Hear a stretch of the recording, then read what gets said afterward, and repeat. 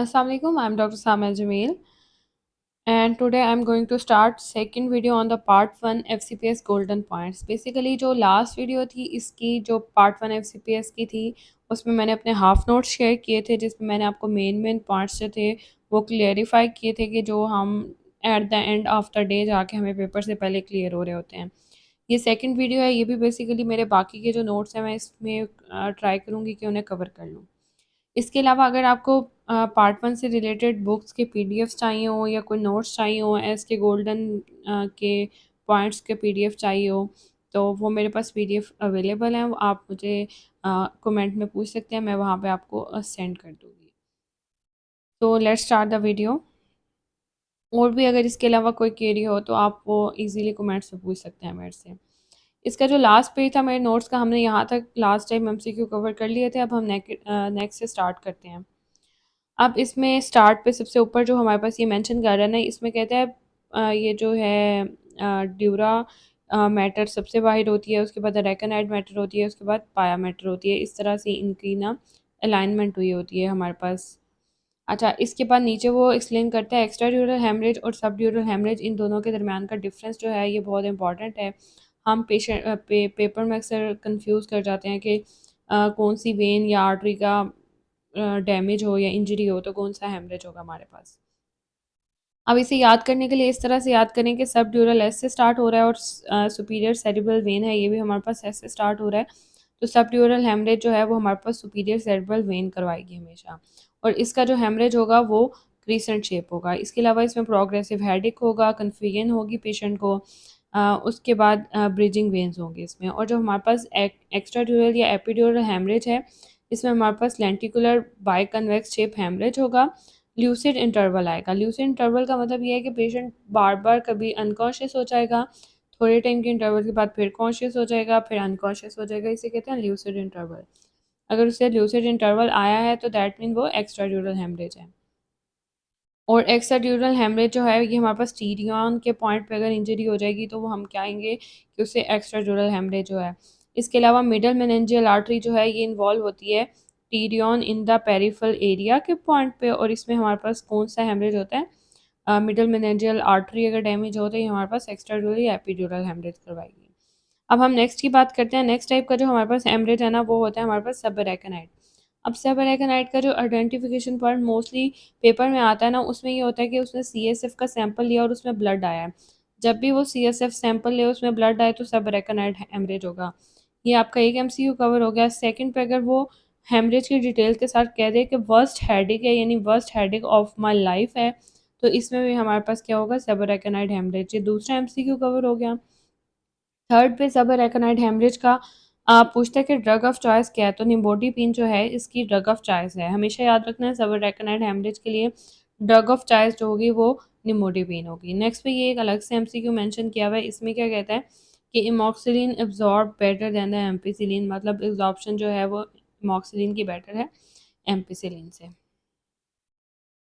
Next पे वो क्या कहता है कि सार्कोमा जो होते हैं वो मेसेनकाइमल ओरिजिन के होते हैं। ये एमसीक्यू है। सार्कोमा कौन से होते हैं, मेसेनकाइमल ओरिजिन के होते हैं। इसके बाद कहता है कि एडीएच जो होता है ना ये डिपेंडेंट होता है साइक्लिक एएमप पे डिपेंडेंट होता है। Apical membrane of the collecting tubules पे ये एक्ट करता है और ये क्या होता है, साइक्लिक एएमप पे डिपेंडेंट होता है। उसके बाद नेक्स्ट पे कहते हैं कि डीवीटी में कौन सी फेमरल वेन इन्वॉल्व होती है और पल्मोनरी आर्टरी। ये इंपॉर्टेंट है, याद रखने के लिए एमसीक्यू आता है कि डीवीटी में कौन इन्वॉल्व होता है, फेमरल वेन इन्वॉल्व होती है। उसके बाद क्या इन्वॉल्व होता है, पल्मोनरी आर्टरी होती है। सेल्फ जनरेटिंग एक्शन पोटेंशियल किसका होता है, गैंग्लियनिक सेल का। ये आपने याद रखना है कि गैंग्लियनिक सेल का क्या होता है, self generating action potential. Next पे ये वाला पेज जो है ना ये आपकी मोस्टली जो ड्रग्स हैं उन्हें कवर करा देगा। इनमें से मिनिमम पेपर में 2 to 3 ड्रग्स इजीली आ जाती हैं आपकी पार्ट 1 के पेपर में। ये मोस्ट रिपीटिंग एमसीक्यू बेसिकली मैंने लिखे हुए हैं ड्रग्स के। So let's start. इसमें कहता है act through the adrenal साइक्लेज। Adrenal साइक्लेज के थ्रू एक्ट कौन करता है, नॉरएपिनेफ्रिन। ये एक एमसीक्यू आता है बहुत ज़्यादा कि एक्ट थ्रू द एडिनल साइक्लेज कौन करता है, नॉरएपिनेफ्रिन। सेकंड है इंक्रीज स्लाइवरी सेक्रीशन, जो कौन कराता है, वीआईपी जो है वो इंक्रीज कराता है स्लाइवरी सेक्रीशंस को। उसके बाद डोपामीन जो है इसकी हाफ लाइफ जो है वो सबसे कम होती है, इसकी हाफ लाइफ होती है 2 मिनट डोपामीन की। तो ये आपने याद रखना है कि सबसे कम हाफ लाइफ किसकी होगी, डोपामिन की होगी, और वो है 2 मिनट। अब यहाँ पे हमारे पास मैंने एक एक वन लाइनर बना के ड्रग्स को लिखा हुआ है कि अब सबसे पहले इंटेरिक फीवर में जो ड्रग ऑफ चॉइस होगी वो कौन सी होगी, सिप्रोफ्लॉक्सासिन। ये आपने टोटल रट्टा याद करना है कि इंटेरिक फीवर में सिप्रोफ्लॉक्सासिन है, इन्फ्लुएंजा में ओसेल्टामिवीर है, सब अरेकनाइड हेमरेज में हमने पहले भी पढ़ा निमोटिपिन है। अब ये एक इम्पॉर्टेंट डिफ्रेंशिएटिंग पॉइंट है ह्यूमन हर्पिस सिम्प्लेक्स वायरस का ना।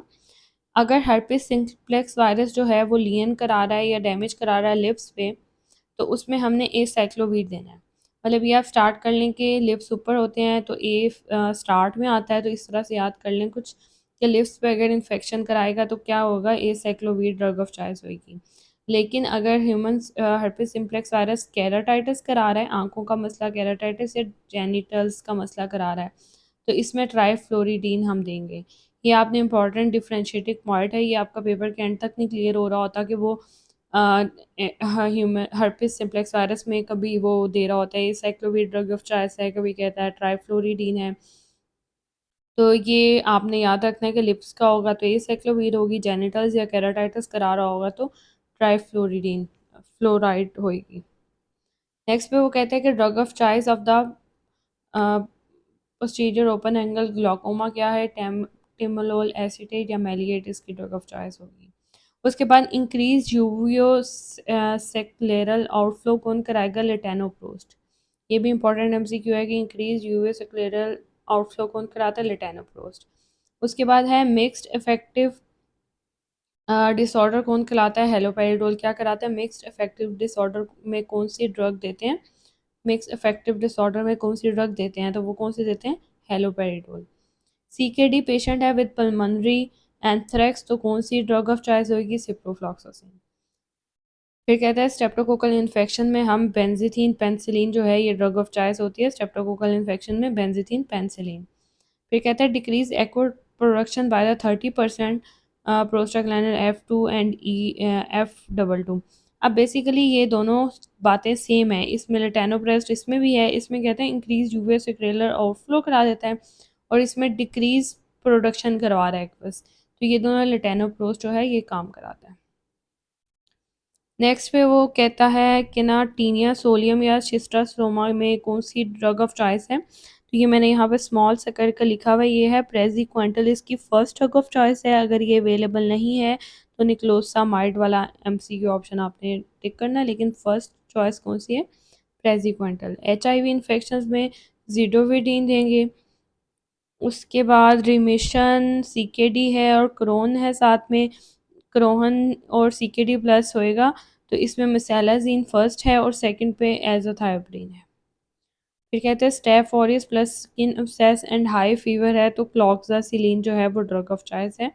जब हमारे पास staph aureus plus skin abscess और हाई फीवर आ जाएगा क्या होगी, क्लॉक्सासिलीन। फिर सूडो मेम्ब्रेनस कोलाइटिस जो है वो कौन, अच्छा ये है कि कौन कॉज कराता है सूडो मेम्ब्रेनस कोलाइटिस, तो वेंकोमाइसिन जो है ना इसके ज़्यादा यूज से हमारे पास सूडो मेम्ब्रेनस कोलाइटिस हो जाता है। यूवीआइटिस में जो है बेंजो बीटा मिथासोन, यूवीआइटिस में हम कौन सी देंगे, बीटा मिथासोन यूवीआइटिस में। एंडोफ्थैल्माइटिस में इमेकासिन होगी, एंडोफ्थैल्माइटिस में क्या होगी, कौन सी होगी, इमेकासिन। एंड ट्राइक्रोमोनास में मेट्रोनिडाजोल देंगे। कम्युनिटी एक्वायर्ड निमोनिया में सेफ्ट्राइएक्सोन प्लस क्लिथ्रोमाइसिन देंगे। और मेनिंजाइटिस इन ओल्ड एज में हम सेफ्ट्राइएक्सोन देंगे। फिर ट्रैवलर्स डायरिया में ड्रग ऑफ चॉइस फर्स्ट पे नॉर्फ्लॉक्सासिन है, अगर वो नहीं है डाइफेनॉक्सिलेट सेकंड ड्रग ऑफ चॉइस है ट्रैवलर्स डायरिया की, लेकिन मोस्टली नॉर्फ्लॉक्सासिन की ऑप्शन होती है। रूमेटिक फीवर प्लस एंडोकार्डाइटिस, इसमें हमारे पास जो है procainamide penicillin drug of choice है अगर रूमेटिक फीवर और एंडोकार्डाइटिस है तो।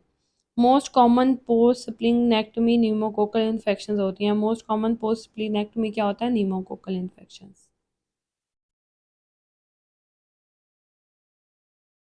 अच्छा कॉर्डा टेम्पनाई में क्या होते हैं, स्पेशल विजिटेड लेफ्ट फ्रंट है कॉर्डा टेम्पनाई में। इसके अलावा ये जो ये वाला एमसीक्यू ये बहुत टाइम आता है कि इसमें वो पूछता है 45% उसमें आरपीसीज होते हैं, 55% प्लाज्मा होते हैं जो ब्लड का सैंपल होता है उसमें ना।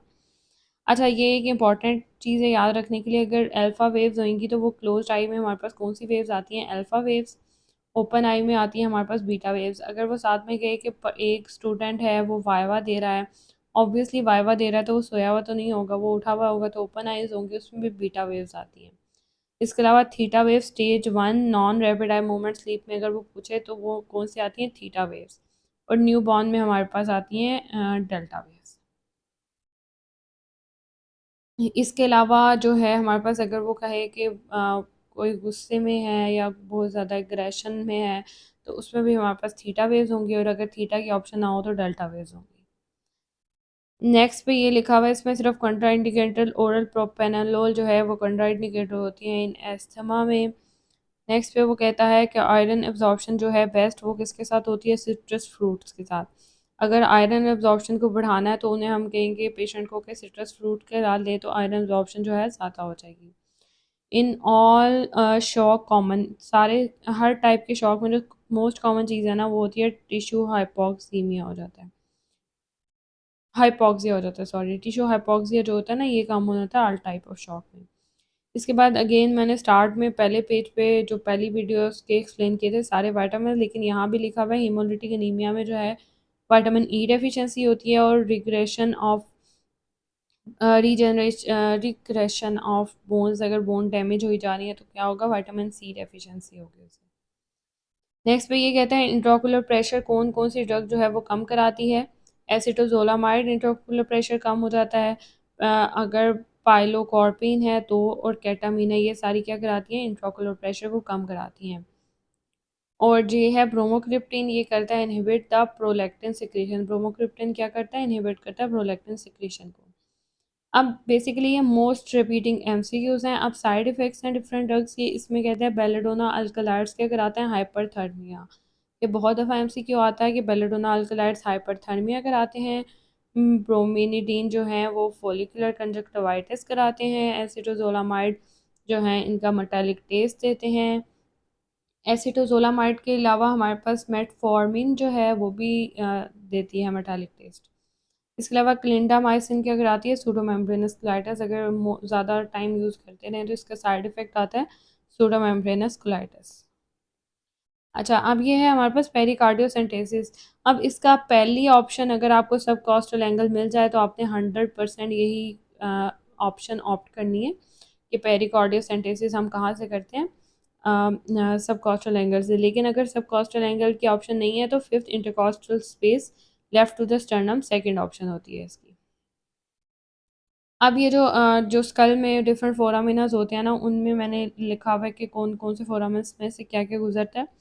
इससे पहले ये एक और चीज़ है कि काउंसलमैन बॉडीज़ जो होती हैं ना वो एपोप्टोसिस में होती हैं। इस तरह से याद किया जा सकता है कि काउंसलिंग कर रहे होते हैं एपोप्टोटिक सेल की, कि आपने किस तरह से एपोप्टोसिस करानी है, तो ये याद रखें कि काउंसलमैन बॉडीज़ कहाँ पे होती हैं, हमारे पास एपोप्टोसिस में।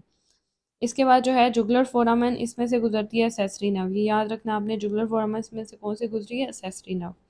फिर है फोरामन ओवेल, फोरामन ओवेल में से मैंडिबुलर नर्व गुजरती है V3। साथ में accessory meningeal artery, accessory meningeal artery गुजरती है, और मैंडिबुलर नर्व गुजरती है। और अगर डैमेज हो जाता है मैंडिबुलर नर्व का V3 का, तो anaesthesia floor third of the phase हो जाता है अगर मैंडिबुलर नर्व का डैमेज हो जाता है। फिर है फोरामन स्पाइनोसम, फोरामन स्पाइनोसम में से मिडल मेनेंजियल आर्टरी गुजरती है। फोरामन मैग्नम में से स्पाइनल एसेसरी नर्व गुजरती है।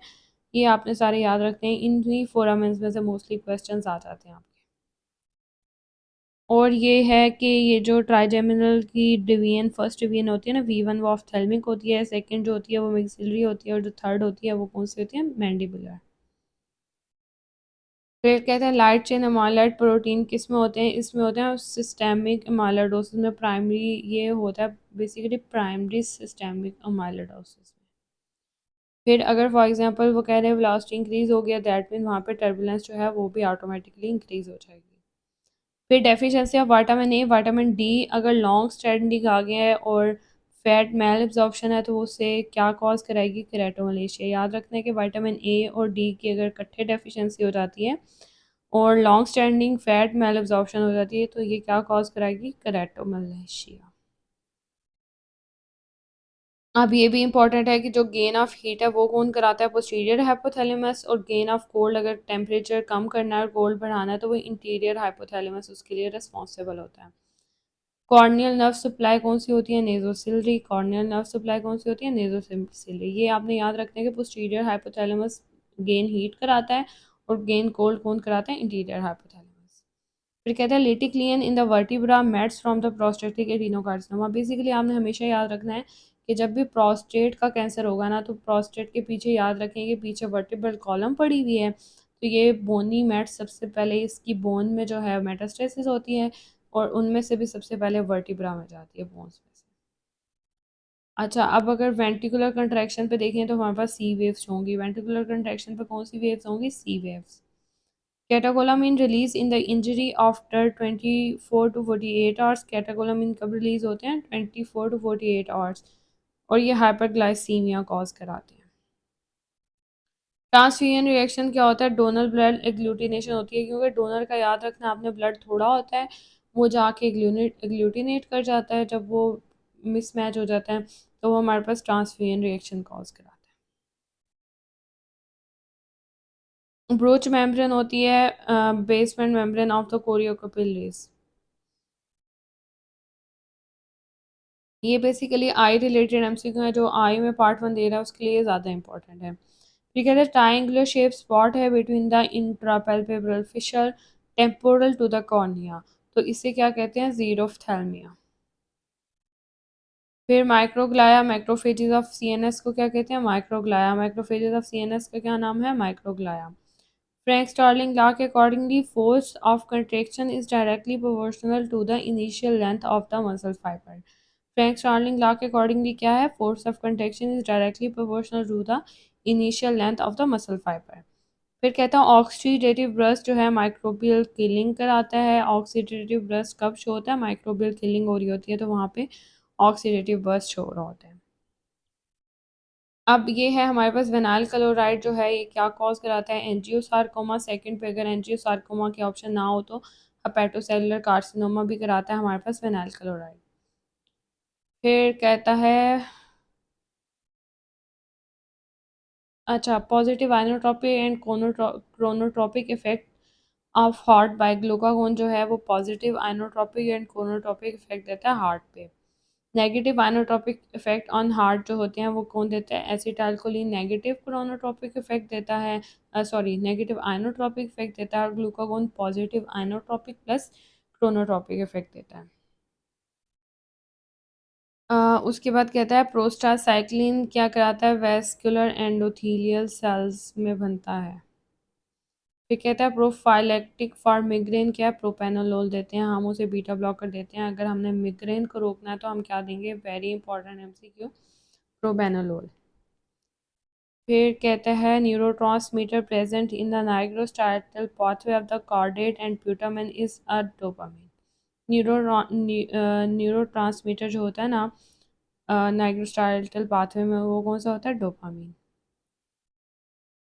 इंटीरियर सेरेब्रल आर्टरी क्या है, सेकेंडरी सोमेस्थेटिक एरिया को कौन सप्लाई करती है, anterior cerebral artery. This is important to remember के इंटीरियर सेरेब्रल आर्टरी सप्लाई करती है सेकेंडरी सोमेस्थेटिक एरिया को।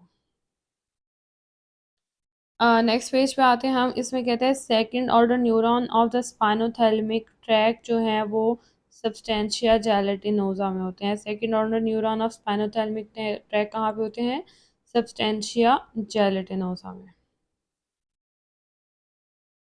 अच्छा, बेसिकली इसमें कहता है hypothalamic nucleus that inhibit the feeding centre is ventromedial nucleus. इसका अब आपने याद रखना है कि अगर फॉर एग्जांपल वो वेंट्रोमीडियल न्यूक्लियस दे रहा है ना, तो मीडियल से मीन है कि वो फैटी हो जाएगा, मोटा हो जाएगा, तो अगर वो ओबीज हो गया ना तो उसमें हमारा हमेशा वेंट्रोमीडियल न्यूक्लियस इन्वॉल्व होगा, और अगर वो लीन हो गया तो वेंट्रोलैटरल न्यूक्लियस इन्वॉल्व होगा। Loss of sense of vibration dorsal column control करता है, dorsal column median lemniscus control करता है loss of sense of vibration को। प्लानिंग ऑफ मूवमेंट कौन कराता है, lateral side of the cerebral hemisphere क्या कराती है, planning of the movement. Sudden loss of accommodation जो होता है वो कब होता है, लीन ऑफ मिड ब्रेन। अकोमोडेशन होगा तो मिड ब्रेन के लिए होगी, अकोमोडेशन रिफ्लेक्स होगा तो सेरेब्रल कॉर्टेक्स का लिए होगा। फिर कहता है पेन एंड टेम्परेचर, ये कौन कंट्रोल करता है? एंटीरियो लेटरल ट्रैक जो है वो कंट्रोल करता है हमारे पास पेन और टेम्परेचर को। These are important point to remember कि लॉस ऑफ वाइब्रेशन जो हो गया वो वाइब्रेशन को कौन कंट्रोल कर रहा है? Dorsal column medial lemniscus. और पेन और टेम्परेचर को कौन कंट्रोल कर रहे हैं? Anterior anterolateral tract. Medial cerebral peduncle contains contralateral pons. Medial cerebral peduncle contain contralateral pons के फाइबर्स होते होंगे। रैपिड आई मूवमेंट स्लीप जो है वो सेंटर कहाँ पे है? पॉन्स में है। और ये आगे भी आएगा सीरियोलस में जो है उसमें non rapid eye movement sleep centre जो है ना वो सीरियोलस में है। पर्सन फेल्ट एलिवेटेड, अब पर्सन फेल्ट एलिवेटेड है यानी वो अपने आप को फ़ख्र महसूस कर रहा है, तो उसका न्यूक्लियस जो इन्वॉल्व होगा डॉर्सोमीडियल न्यूक्लियस होगा। This is important to remember कि वो एलिवेटेड फील कर रहा है, फ़ख्र महसूस कर रहा है, तो डॉर्सोमीडियल न्यूक्लियस जो है वो हमें इन्वॉल्व होगा। Lateral anterior temporal lobe right upper हेमिनस हेमिनोपिया, मतलब अब इसमें आपने याद रखना है कि अगर लेफ्ट है ना तो उसमें हमने ऑपोजिट कर देना है राइट, और टेम्पोरल लोब है तो वो हमेशा हमारे पास जो है अपर को कंट्रोल करेगा, और पेराइटल लोब है अगर ये यहाँ पे टेम्पोरल की जगह पेराइटल ऐड कर देता तो वो हमारे पास लोअर हिमेनस कॉर्डिनोपिया को कंट्रोल करता। नेक्स्ट पेज पे आते हैं। इसमें डायरिया जो है मैग्नीशियम हाइड्रोक्साइड अगर यूज़ हो रही है तो वो डायरिया कॉज कराएगी। एल्यूमिनियम हाइड्रोक्साइड जो है वो कॉन्स्टिपेशन कॉज कराती है।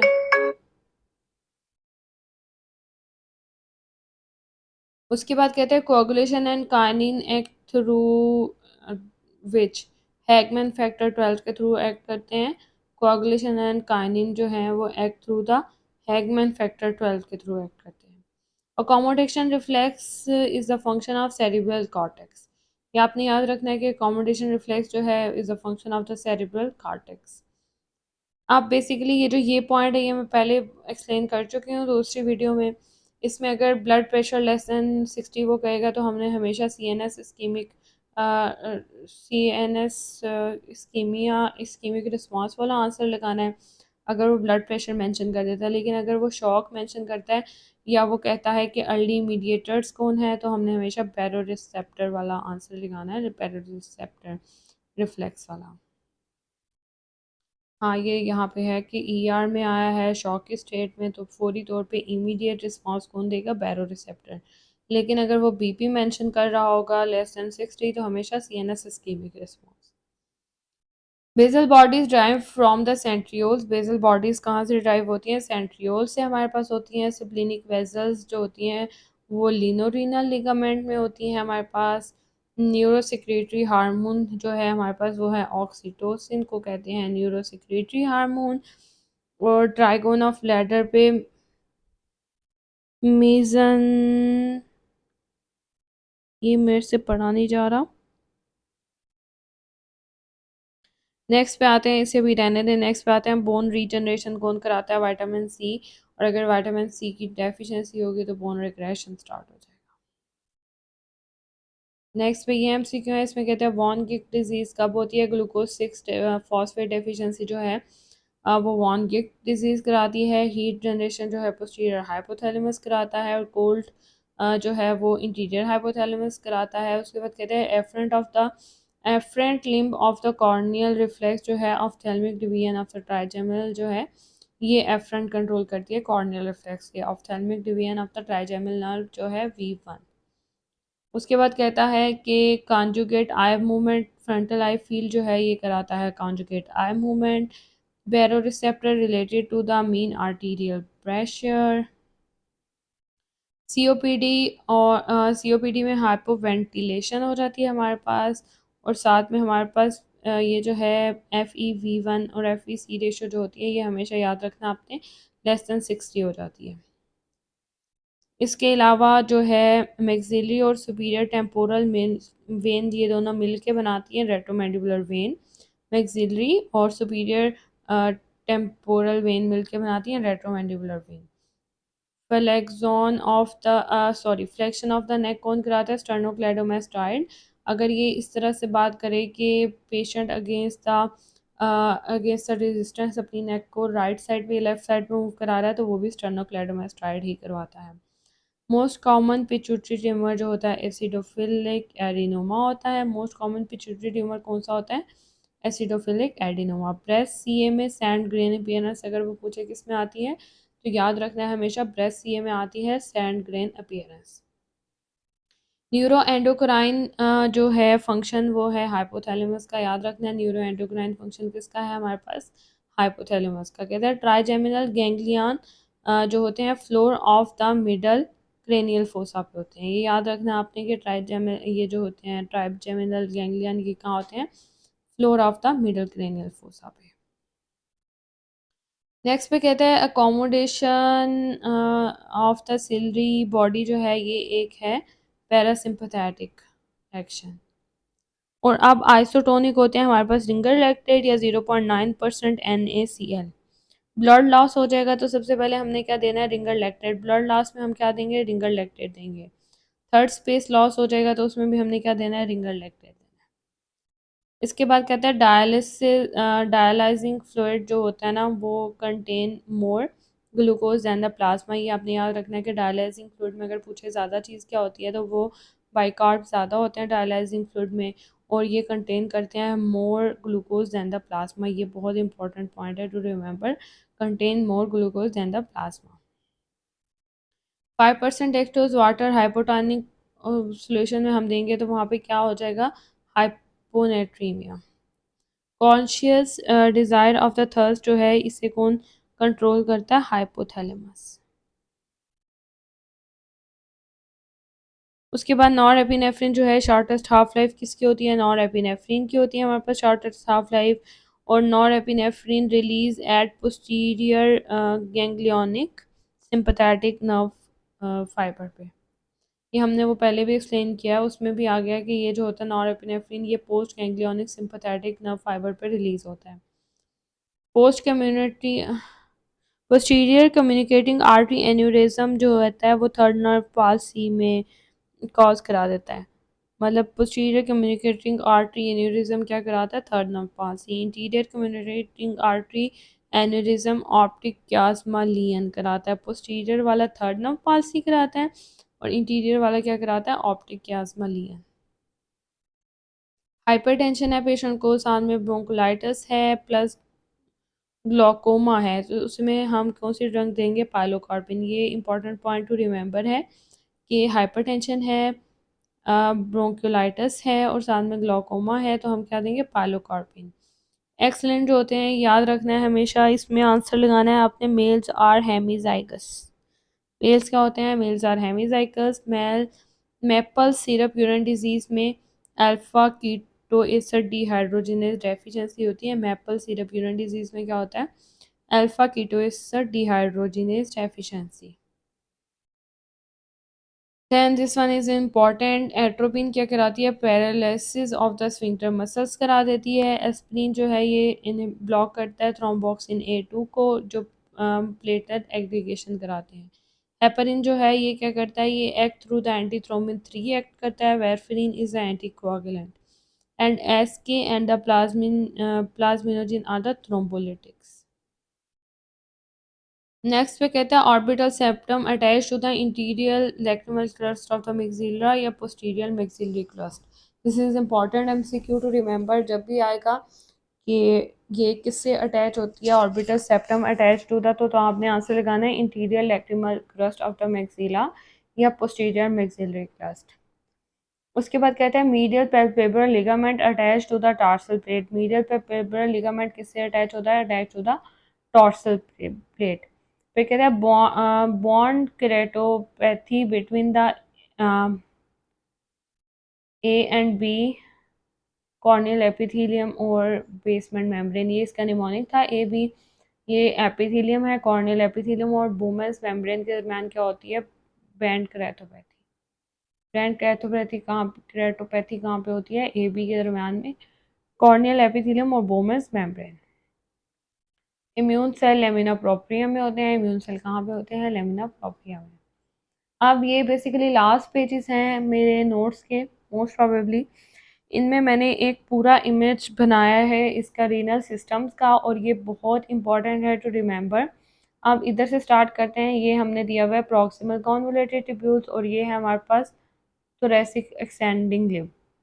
अब जो प्रॉक्सिमल कॉन्वोल्यूटेड ट्यूब्यूल्स है ना, यहाँ पे आपने ये देखना है कि यहाँ पे सोडियम की एब्जॉर्प्शन 67% हो रही है, पोटेशियम की एब्जॉर्प्शन 67% हो रही है, फॉस्फेट 85% एब्जॉर्ब हो रहा है, यूरिया 50% एब्जॉर्ब हो रहा है, यहाँ पे वाटर भी एब्जॉर्ब हो रहा है। अब जितना हमारे पास सोडियम एब्जॉर्ब होता है ना, उतना वाटर होता है, अप्रॉक्सीमेटली 67% यहाँ पे हमारे पास जो है वाटर एब्जॉर्ब हो रहा होता है। फिर यहाँ पे साथ में कहता है कि 100% of the maximum glucose transport occur in this. Maximum glucose transport भी इसमें होती है। 80 to 90% of the bicarbonate absorption अगर पूछे कहाँ होती है, तो वो भी प्रॉक्सिमल कार्बोनेटेड ट्यूब्यूल्स में होती है। अब इनमें से काफ़ी एमसीक्यूज आते हैं, आपने इसे ध्यान से याद कर लेना है। अब कार्बोनिक एनहाइड्रेज इनहिबिटर्स का अगर पूछे कि वो कहाँ पे एक्ट करते हैं, तो आपने याद रखना है वो प्रॉक्सिमल कॉन्वोल्यूटेड ट्यूब्यूल्स पे एक्ट करते हैं। हमेशा ये बात याद रखनी है कि जो कार्बोनिक एनहाइड्रेज इनहिबिटर हैं वो कहाँ पे एक्ट करते हैं? प्रॉक्सिमल कॉन्वोल्यूटेड ट्यूब्यूल्स में।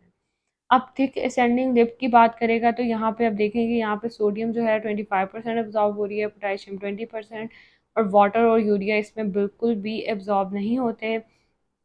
और इसमें से इम्पॉर्टेंट एमसीक्यू इसमें याद रखने वाला ये है कि अगर वो पूछे कि लूप डायूरेटिक्स कहाँ पे एक्ट करते हैं, तो आपने हमेशा याद रखना है कि लूप डायूरेटिक्स जो हैं वो एक्ट करते हैं थिक असेंडिंग लिम्ब पे। ये आपने हमेशा याद रखनी है बात, कि loop diuretics thick ascending limb पे एक्ट करते हैं, carbonic anhydrase inhibitors proximal convoluted tubules पे एक्ट करते हैं। नेक्स्ट बाकी भी इसे एक दफ़ा ध्यान से पढ़ लीजिएगा। कुछ पॉइंट मैंने मिस कर दिया बताने में, लेकिन मैंने वो पॉइंट्स आए हैं जो मोस्टली एमसीक्यूज में आते हैं। नेक्स्ट पे ये वाला पेज है हमारे पास, इसमें अब दिया हुआ है, मैंने ये लिखा है कि अर्ली डिस्टल कॉन्वोल्यूटेड ट्यूब्यूल्स हैं ये वाली, और फिर ये हमारे पास है late distal tubules and the collecting ducts. अब जो हमारे पास थायजाइड डायूरेटिक्स हैं, ये आपने याद रखना है थायजाइड डायूरेटिक्स कहाँ एक्ट करते हैं? अर्ली डिस्टल कॉन्वोल्यूटेड ट्यूब्यूल्स पे। ये आपने बात हमेशा याद रखनी है कि अर्ली डिस्टल कॉन्वोल्यूटेड ट्यूब्यूल्स पे थायजाइड डायूरेटिक्स एक्ट करते हैं।